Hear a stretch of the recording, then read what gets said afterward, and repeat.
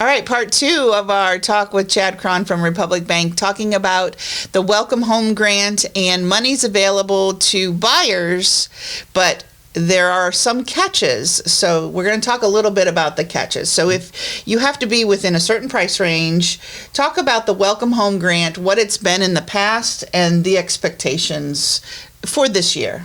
So typically it's like last year's amounts were $20,000 for first-time home buyers and then $25,000 for veterans. Typically you've got to have a credit score of 660 or higher. Mm-hmm. Then when it comes to debt-to-income ratios, they do have tighter debt-to-income ratios. So your total expenses, meaning your housing, along with car, credit cards, anything like that, can only be up to 43%. So they're very strict on that. And then you also have to have a credit history. I believe they require like a 4 trade line history. So you have to establish credit history.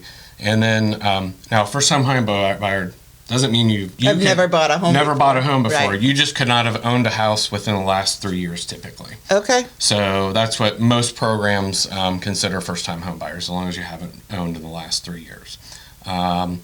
But other than that, we can mix it with a variety of different programs typically, whether it's FHA. The Federal Home Loan Bank has some really great conventional programs, great rates on their 15 and 30-year programs. So a lot of times we'll even use their regular product to help with that. But the buyer does have to come to closing or they have to contribute at least $500 of their own funds. Mm-hmm. They can also get gift of funds from family too. Which $500, usually that's with the appraisal, Sure. So it's not that hard. So, but we still go through the entire process. Yeah. So let's say my buyer gets or is eligible mm-hmm. for $20,000 in down payment assistance. Mm-hmm. That's going to be a nice chunk of money. Yeah. It can help with closing costs, the down payment, depending upon the program.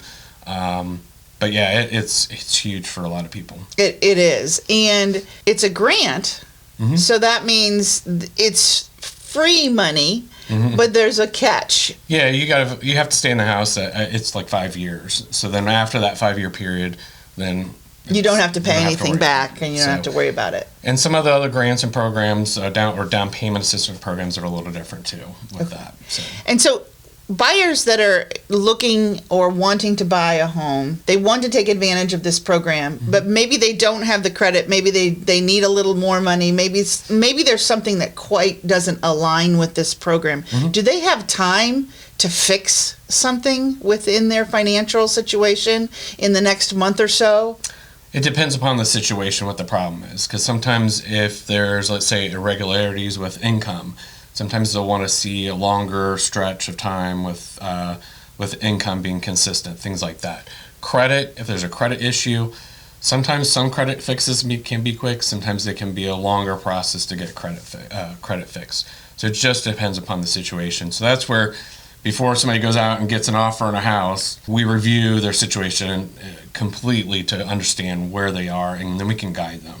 So even if Welcome Home doesn't work, there are some other options too. Well, and that's the one thing that I like to tell my clients, it's very important to do all of this homework before we actually start looking at mm-hmm. homes.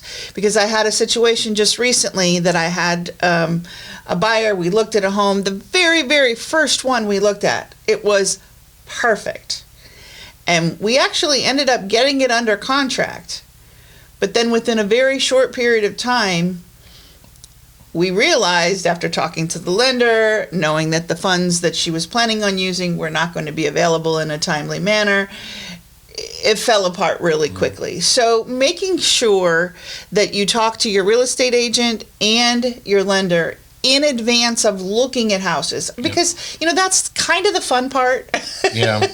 Looking at homes, it can get frustrating, but looking for your home, finding the right home, writing that offer, before you do any of those 3 things, you should absolutely 100% already have had your credit pulled, find out what your finances are, and disclose everything to your lender.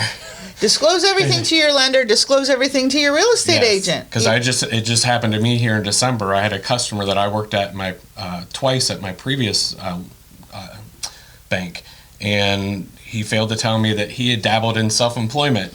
So when he came in to bring the documents in after we were under contract, he was like, oh, yes. And it killed the deal because of his inconsistent income. So, right. Yeah, that's the great thing, though, is people get afraid sometimes about disclosing things to us, but we can actually, especially us, the seasoned people, know what to put in the file and what not to put in the file, and what we can deal with. So, because then that avoids any surprises later on, too.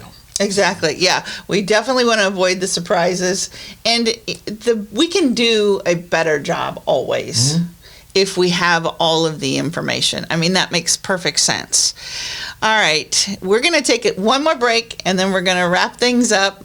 My name's Michelle Sloan. I'm your local residential realtor at Remax Time, and this is Chad Cron from Republic Bank, and we are your local experts. And if you are ready to buy a home, you want to talk to us before you start looking and get too excited.